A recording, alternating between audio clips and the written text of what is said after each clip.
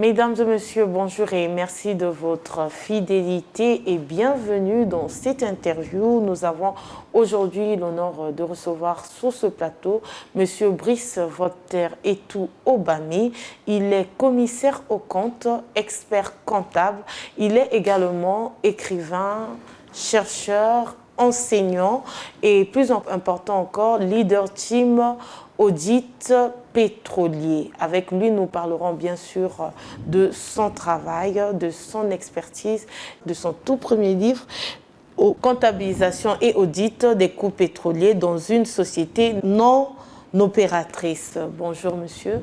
Bonjour madame la journaliste. Merci d'avoir répondu à notre invitation. Nous l'avons dit, vous êtes expert comptable, vous êtes commissaire aux comptes et vous travaillez, plus important encore, vous êtes leader team audit pétrolier. En quoi consiste votre travail? Oui madame la journaliste, je suis expert comptable et associé du cabinet Escroc-Cacoges. Alors donc, au sein de ce cabinet, nous réalisons des missions d'audit, audit légal, audit contractuel et toute mission de conseil, ainsi que les missions d'expertise comptable. Alors, vous avez écrit votre tout premier livre sur la comptabilisation et audit des coûts pétroliers dans une société non opératrice. Qu'est-ce que vous avez voulu partager avec vos lecteurs? Alors, notre premier livre sur la comptabilisation et audit dans une société non opératrice, on avait voulu mettre en évidence la problématique qui est une question fondamentale dans les contrats de partage de position. Vous savez que dans notre pays, le Congo a signé plusieurs contrats de partage de position avec les différentes sociétés pétrolières qui font partie de l'amont pétrolier, puisque le groupe contracteur, qui est constitué de plusieurs sociétés, a signé ces contrats avec l'État congolais dans le cadre du partage de la rente pétrolière. Alors donc, il y a des coûts qui sont engagés et ces coûts-là, dans un contracteur, il y a la société opératrice, il y a des sociétés aussi non opératrices. Alors, suite à notre expérience d'audit des coûts pétroliers, dans les sociétés opératrices et non opératrices, nous avons vu qu'il y avait une problématique qui se posait pour des coûts qui sont réalisés par les sociétés non opératrices qui doivent être déclarés dans les coûts propres de ces sociétés aussi, bien que la société opératrice est au centre. Mais ce problème, c'est un problème de comptabilité analytique et de suivi de ces coûts-là. Alors donc, pour aider les jeunes dans les audits de coûts pétroliers à savoir comment analyser les coûts qui viennent des sociétés non opératrices et aussi pour maîtriser les différents coûts indirects ou directs, il était normal que nous puissions mettre en exergue, en fin de compte, la comptabilisation d'abord de ces coûts et comment on doit les auditer. Donc nous avons décrit la méthodologie comptable et aussi les diligences d'audit que l'auditeur de coûts pétroliers doit réaliser pour permettre à donner un avis sur les coûts pétroliers et à réaliser les audits de qualité qui pourraient apporter que ce soit aux commanditaires des audits ou à la DGH ou au ministère des hydrocarbures. Et en maîtrisant ces diligences-là, on va pouvoir réaliser les audits de qualité et pouvoir aussi détecter les coûts qui ne sont pas éligibles aux coûts pétroliers. Oui. Aujourd'hui, certains observateurs pensent que le secteur pétrolier est un secteur très complexe. Vous réalisez les audits dans ce secteur. Qu'est-ce que vous pouvez en dire? Les audits qui sont réalisés tiennent compte au contrat de partage de position, puisque le contracteur a signé avec l'État congolais un contrat, et dans ce contrat-là, l'État a un droit d'audit. Parce que les coûts qui sont engagés, ces coûts, dont le partage du fonds, vont donner lieu à ce qu'on appelle le costoy. Donc, il y aura un remboursement de ces coûts, mais qui se fera en droit liquide. Alors, donc, si ces coûts-là sont exagérés, ce qui ferait que le profiteur a partagé, ça veut dire que les droits liquides, après déduction des coûts, les droits qui vont rester seront réduits. Donc, il faut que le profiteur qui reste, c'est-à-dire, une fois qu'on a produit les hydrocarbures liquides, alors il faut enlever les coûts que vous avez préfinancés. Et une fois qu'on a enlevé les coûts, l'État aussi enlève la redevance, les choses maintenant. Et ce qui reste là, c'est le profiteur à partager. S'il n'y a pas d'autres éléments comme la PID, la provision pour investissement diversifié, alors maintenant, il faut voir que ce qui reste est partagé selon des pourcentages entre la République et le groupe contracteur. Maintenant, si les coûts sont exagérés, ce qui reste à partager ne sera pas, en fin de compte, la bonne quantité. Parce qu'on a exagéré les coûts. Et donc, le profiteur à partager, il va encore en profiter à ces sociétés-là qui ont exagéré les coûts. Donc, il faut que les coûts-là soient des coûts éligibles, que ce soit réellement un coût pétrolier. Mais qu'est-ce qu'un coût pétrolier? Ce sont les dépenses qui sont nécessaires à la production des hydrocarbures. Donc, il faut réellement que ça soit des coûts qui sont nécessaires aux travaux pétroliers. Alors, donc, dans ce livre, alors ces coûts-là ne viennent pas seulement de l'opérateur, de la société opératrice. Les coûts-là viennent de toutes les sociétés qui forment le contracteur, qui sont renus dans un Joint Operating Agreement qu'on appelle le JOA. Ils ont un contrat d'association et dans ce contrat-là aussi, il y a les audits qui se font entre eux. Donc, et ça, c'est des choses à pouvoir regarder. Alors, nous pensons que notre pays avance dans la formation des experts dans le domaine pétrolier. C'est depuis 1998 que la Société nationale des pétroles du Congo a été créée et ils ont beaucoup investi pour former les Congolais. Alors, nous le savons tous, il y a eu plusieurs programmes de formation. Moi qui vous parle, j'ai été formé par cette Société nationale des pétroles du Congo. Bien que je suis auditeur, mettons, d'abord à Nseyon, nous avons été le premier cabinet d'audit de la SNPC et j'ai été superviseur, manager et senior manager sur le dossier SNPC. C'est dans ce cadre-là qu'ils avaient vu qu'il y avait des Congolais qui s'intéressaient au métier, il fallait les former. Et nous avons été, on a passé 3 mois à l'Institut français du pétrole et payé par la SNPC tout notre séjour, ils ont payé notre formation et voilà aujourd'hui, ils nous ont mis aussi dans plusieurs formations, que ce soit en Afrique, plusieurs formations de coaching et avec des Français, des Camerounais et nous avons donc développé cette expertise. Je ne suis pas seul, nous sommes nombreux. On était partis en formation, il y a mon grand frère Serge Ndengue à Tiki qui est toujours à Nseyon. Et nous sommes plusieurs quand on a reçu cette formation de la SNPC. C'est pourquoi nous avons ce devoir d'écrire et ce devoir toujours de former, puisqu'on est des leaders dans le métier et nous avons aussi beaucoup lu. On apprend de nos grands frères, comme le grand frère Ikama, qui a écrit sur les coûts pétroliers. C'est un acteur important. Donc aujourd'hui, on n'a pas de complexe. Les Congolais sont très bien formés. Il nous faut juste que nous puissions croire en nous-mêmes et qu'on se dise que nous avons une expertise avérée. Aujourd'hui, de l'amont pétrolier jusqu'à l'aval, nous avons réellement été formés. Nous avons fait des formations sur le trading.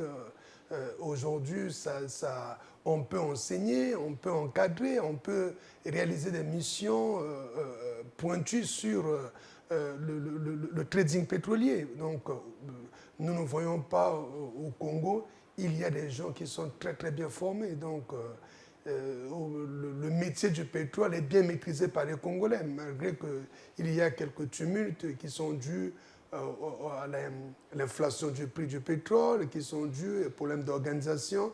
Mais nous pensons qu'aujourd'hui,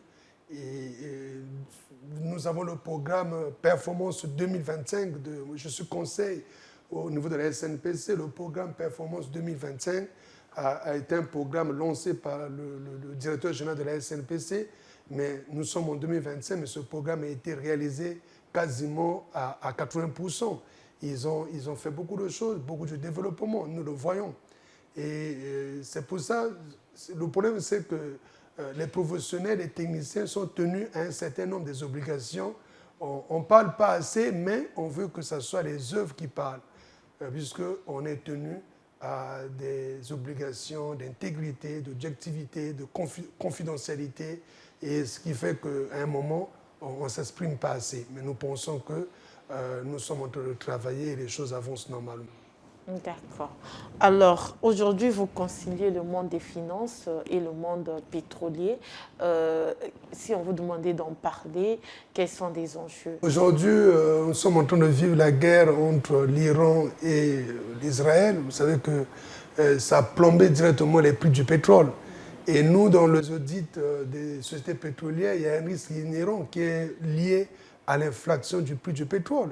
Et vous le savez bien que le prix du pétrole sur le marché dépend du Brent et du Westy, et qui sont aujourd'hui comme étant les bases de calcul du prix du pétrole sur le marché.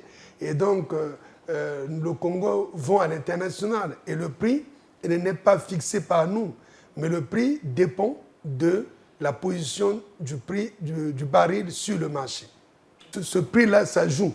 Alors donc, les prix de référence, comme je vous ai dit, comme le Brent, ça joue aussi.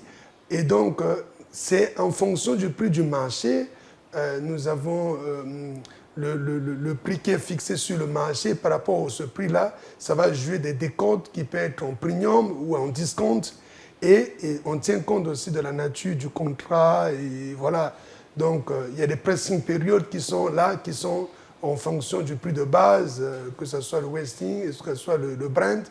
Et en fonction de ces prix-là, on va tenir compte d'une premium, d'une discount par rapport aussi à la qualité du pétrole, et qui est calculé à partir du degré API, qui est un institut américain, American Petroleum Institute, qui permet de déterminer la densité du pétrole, et en fonction de cela, on peut savoir s'il s'agit de la bonne qualité ou de la mauvaise qualité du pétrole. Et donc, parce qu'il y a des pétroles lourds comme le Yombo, mais il y a des pétroles comme le Nkossa qui est très léger, donc le prix sera un prix plus élevé par rapport au Yombo qui est beaucoup plus lourd, qui est beaucoup plus du fuel, et ce n'est pas la même chose comme le Nkossa. Donc ça, et vous voyez bien qu'en parlant des prix, il s'agit de la finance, il s'agit des bourses. Donc, c'est vraiment lié parce que la fluctuation, ou je peux dire l'inflation du prix, qui dépend des marchés boursiers, qui dépendent un peu de l'évolution du dollar et autres, influe carrément sur le secteur pétrolier. Alors, vous êtes enseignant-chercheur. On parle aujourd'hui d'inadéquation, formation et emploi. Est-ce que vous pensez qu'aujourd'hui, il faut renouveler nos formations pour permettre aussi aux jeunes de lier les finances et le pétrole, comme vous, par exemple, vous avez eu l'opportunité d'apprendre, comme vous l'avez dit, au sein de la SNPC? Il faut donner aux jeunes des formations par rapport aux disponibilités du marché. Son Excellence, M. Denis Sassou Nguesso, le président de la République, je me rappelle toujours de sa phrase « Un peuple qui ne consomme pas ce qu'il produit n'est pas un peuple libre ». Madame la journaliste, vous ne pouvez pas former les jeunes sur des métiers qu'on ne retrouve pas chez nous. Ça va faire juste la fuite ou la perte des connaissances. Ça veut dire laisser les enfants passer 7 ans, 20 ans, 30 ans d'études, mais sur des métiers qu'on ne fait pas au Congo. Ce n'est pas un moyen de capitaliser. Il faut capitaliser. Or, pour capitaliser, il faut réellement former les jeunes sur des métiers que nous en avons besoin au Congo. Donc, nous avons une société de pétrole, Société nationale des pétroles du Congo, mais il ne faut pas que la SNPC recrute juste les gens qui sont bruts et après pour les former. Non, on doit recruter les gens qui sont parfois prêts au métier, qui ont des qualifications, qui ont des CV. Nous avons la fac des sciences qui essaie d'orienter dans ce sens, mais il nous faut, en dehors de la fac des sciences, avoir aussi des formations sectorielles dans l'ammont pétrolier. Il y a des formations sectorielles. Moi, je vois un pays comme le Sénégal a commencé à former les gens dans les différents secteurs parce qu'il y a eu la découverte du pétrole. Donc, il faut préparer les gens sur des métiers de l'amont, de l'aval, sur les métiers de tout ce qui est, exemple, la géologie, les métiers qui la sismique, qui sont les métiers du pétrole. Parce qu'on a besoin du géologue, on a besoin des physiciens, on a besoin de ceux qui sont du métier pour exercer. Parce qu'aujourd'hui, nous le savons juste que pour faire les forages, tout ça, mais c'est un métier. Il faut savoir faire des forages. Mais sinon, si on n'a pas des gens qui ont ce métier-là, nous allons toujours être remplis. On parle du contenu local. Et nous avons vu le ministre des Hydrocarbures, le ministre Jean-Bruno Itoa, a fait, il n'y a pas longtemps, il y a eu une activité qui s'est tenue au Radisson sur le contenu local. Mais ces sociétés pétrolières, chaque fois, moi j'étais parmi ceux qui ont exposé là-bas, chaque fois que ces sociétés-là passaient, ils disaient toujours qu'ils ont mis des écoles de formation, mais pour former parce qu'il n'y a pas de gens qui ont le métier. Et là encore, si c'est fait par ces sociétés-là, ça peut être fait juste sur mesure. Donc on ne donne pas tout. Pour limiter les métiers les plus... Aujourd'hui, nous n'avons pas des écoles qui forment les experts comptables. Donc quand les étudiants, après leur bac, leur master 2, sont obligés, ou après la licence, ou après le bac, sont obligés d'aller à l'étranger. Mais aujourd'hui, l'Afrique de l'Ouest a maintenant un diplôme d'expert comptable qu'on appelle le DECOFI. Parce que le DEC, le diplôme d'expertise comptable, est français. Mais ils ont fait leur propre diplôme d'expertise comptable. Donc aujourd'hui, les jeunes qui s'intéressent dans la branche d'expertise comptable vont aller s'inscrire et aller jusqu'au bout et terminer leur diplôme. Parce qu'aller en Europe, ce n'est pas toujours facile. Mais nous, dans le cas de l'Ordre des experts comptables, en ma qualité de secrétaire général, nous, pour le moment, c'est juste un partenariat que nous avons eu avec le SNAC Intec.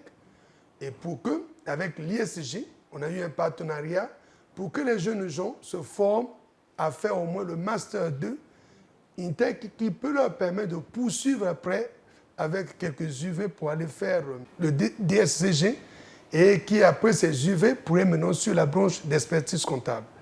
Alors donc, nous pensons qu'il y a réellement de revoir nos formations par rapport aux besoins du marché. D'accord. Aujourd'hui, on ne peut pas parler du pétrole sans parler de la diversification de l'économie. Vous êtes dans le secteur financier. Qu'est-ce qu'il faut faire concrètement pour diversifier notre économie? Alors, là, il se pose un problème. Et chaque fois, on essaie, nous en discutons plusieurs fois avec les différents acteurs. Nous avons le pétrole. Mais on ne peut pas toujours être figé sur le pétrole. Mais nous avons aussi d'autres richesses. Et nous, on est des pays bénis. La terre est très fertile. Si vous voyez ce que l'église Kimangis, j'en parle pas parce que je suis Kimangis, mais ce qu'on a fait à Kunzulu, c'est un miracle. On a au moins 3000 hectares en quelques mois. On a le manioc, le soja, le maïs, le riz. Il y a beaucoup de choses là-bas qui sont là. mais pas beaucoup d'efforts. Tout ce que nous demandons, Son Excellence, M. Denis Sassou Nguesso avait déjà instruit avec le ministre d'État, Jean-Jacques Bouya. Je peux dire l'ensemble du gouvernement, puisque le Premier ministre était sur place. Aujourd'hui, le président instruit le gouvernement et nous en sommes sûrs que le gouvernement travaille là d'arrache-pied, que ce soit la ministre des PME, que ce soit le ministre des Postes et Télécommunications qui a déjà agi. Il y a l'antenne qui existe. Aujourd'hui, on peut joindre Kunzuru. Vous êtes dans le secteur financier. Il y a eu un débat qui anime l'Afrique aujourd'hui, qui est animé notamment par la jeunesse africaine. C'est le débat sur le franc CFA. Certains pensent que nous devons garder le franc CFA, d'autres disent que non. Est-ce que vous, qu'est-ce que vous en pensez? Je pense que ça soit franc CFA ou pas, tout ce qu'on veut, que nous puissions contrôler notre monnaie. C'est-à-dire, dès lors que notre monnaie est gérée par d'autres personnes, c'est là où on aura du mal. Parce que vous savez, la monnaie, c'est aussi un des critères du développement d'un pays. Alors, le vrai débat, c'est si le franc CFA est géré par d'autres personnes et que nous ne sommes que, en fin de compte, les exécutants et que c'est d'autres personnes qui gèrent un peu cette monnaie, et nous impose des choses, c'est là où il y a la difficulté. Mais sinon, la monnaie, si elle est contrôlée par nos banques centrales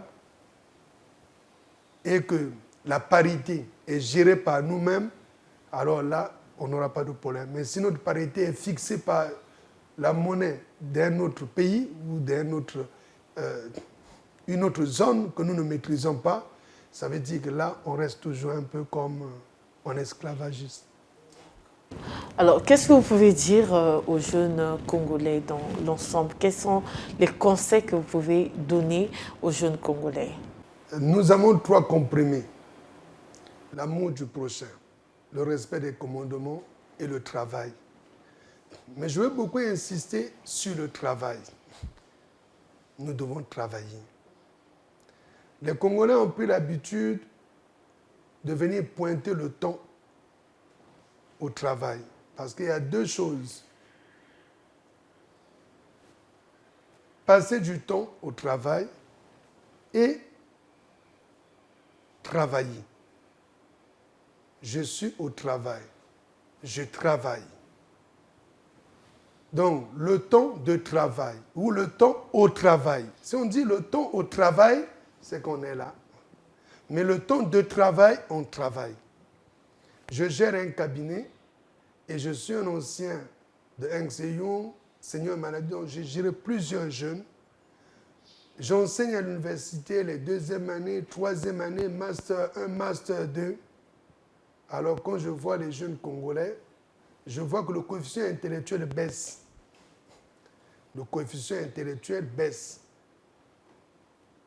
Le libertinage. On veut gagner facilement. On veut avoir facilement. On veut avoir juste le diplôme. On lit juste pour passer. Alors que le diplôme reste une présomption de la connaissance. La connaissance, on pratique. Et chez les autres, il y a une validation des acquis. Tu n'as pas le diplôme, mais tu connais, tu maîtrises. On va te délivrer un certificat de validation des acquis. Comme je l'ai fait récemment au Canada, j'ai fait une accréditation en passation de marché, une accréditation en projet de développement international. Parce que j'avais les connaissances, on m'a fait juste un test et on m'a délivré un diplôme. Et ce diplôme-là ne dure que 5 ans. Pendant les 5 ans, on va encore te faire le test. Sinon, tu le payes. Ça veut dire que ce qui est important, ce n'est pas le papier de dire que je suis expert comptable, voilà mon diplôme, j'ai tel bac plus 7, voilà. Non, c'est la pratique. Aujourd'hui, le monde bouge. Vous suivez dans l'actualité, vous avez parlé de la guerre en Iran. Et qu'est-ce que les courbes économiques peuvent se fondre à n'importe quel moment? Il y a l'instabilité dans le prix du baril. Qu'est-ce que vous pouvez dire aux économistes, surtout ceux qui sont à l'étranger? En ce qui concerne, par exemple, le prix du baril du pétrole, je vous ai dit que c'est un risque inhérent pour les sociétés pétrolières. À chaque fois, ce prix peut bouger suite à une situation au niveau international, la guerre en Iran. Les gens savent que ça a un impact sur les stocks, puisque l'Iran fait partie quand même des grands producteurs mondiaux du pétrole. Et dès lors que la guerre est là-bas, ça va flamber, les prix du pétrole vont augmenter. Qui est une situation qui arrange certains et il y a d'autres qui ça ne les arrange pas. Mais aujourd'hui, tout financier, tout économiste, ils savent réellement en tenir compte. Quand on fait les budgets, on tient compte de ces risques inhérents, on tient compte de la fluctuation des prix, on tient compte des événements imprévus. Nous pensons que le budget tel qu'il a été préparé et tel qu'il a été établi, ils ont tenu compte de ces fluctuations-là. Donc, je pense que ceux qui analysent ces mouvements du jour au jour et ceux qui travaillent dans les sociétés de bourse, ils ajustent les choses en tenant compte des situations présentes. Mais il y a des événements qu'on ne peut pas maîtriser et qui surviennent comme ça. Nous sommes presque à la fin de cette émission. Est-ce que vous avez un projet? Quelles sont vos perspectives dans le cadre de l'écriture ou dans le cadre professionnel? Je suis en train de terminer un ouvrage sur la comptabilité des associations. C'est le CIS-BENEL qui est aujourd'hui un droit comptable sur l'acte uniforme OHADA, notamment sur la comptabilité des associations et en fait tout ce qui est entité à but non lucratif. Donc nous sommes en train de travailler pour mettre à la disposition des jeunes et puis de tout praticien cet ouvrage qui va pouvoir les aider pour savoir aujourd'hui que même les églises, les partis politiques, les associations, toute association doit tenir la comptabilité en tenant compte du système comptable des entités à but non lucratif, le CIS-BENEL. D'accord. Nous sommes à la fin de cette émission. Je ne sais pas si vous avez un mot, une phrase à l'endroit de tous ceux qui nous ont suivis. Alors, je pense que tout ce que nous avons dit se résume. Nous devons réellement consommer ce que nous produisons. Et donc, nous devons aussi faire des sacrifices pour apprendre. Il faut vraiment apprendre et des sacrifices, nous devons les faire. Donc, je pense qu'il y a un sage dans ce pays qui nous avait déjà dit les deux mots, les deux phrases que je viens de citer. Hein? Dans ce monde où rien n'est donné, il faut accepter le nécessaire sacrifice. Un peuple qui ne consomme pas ce qu'il produit n'est pas un peuple libre. Donc, j'invite tous les Congolais qui me suivent de beaucoup de sacrifices, beaucoup d'efforts. Ça ne tombera pas du ciel comme la manne. Nous devons travailler et nous devons consommer ce que nous produisons et être fiers de nous en continuant à travailler. Monsieur Voltaire Brice Etou Obami, merci d'avoir répondu à notre invitation. Nous sommes au terme de notre interview. Très chers téléspectateurs, merci de nous avoir suivis. On se retrouve à très bientôt. Merci. Merci.